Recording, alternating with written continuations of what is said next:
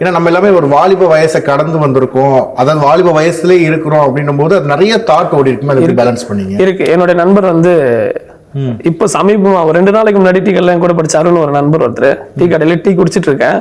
அப்போ நான் அவருக்கு அருண் அப்படின்னு கூப்பிடுறேன்.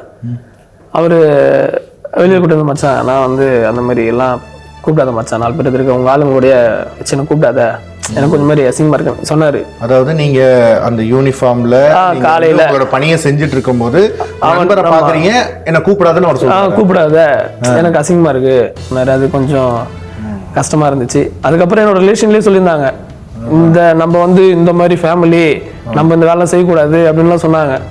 எனக்கு என் குடும்பம் முக்கியம். அன்னைக்கு நான் அவங்க பேச கேட்டிருந்தேன்னா இன்னைக்கு என் குடும்பம் வந்து ஒரு நிலையா நின்று இருக்காது.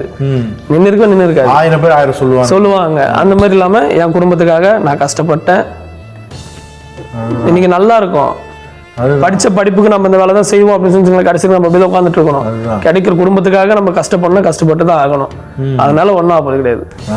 எனக்கு இந்த வேலை செய்யும் போது ஆரம்பத்துல நான் அந்த குப்பை தூய்மை அந்த வண்டியை பாக்குறப்போ எனக்கு கஷ்டமா இருக்கும்.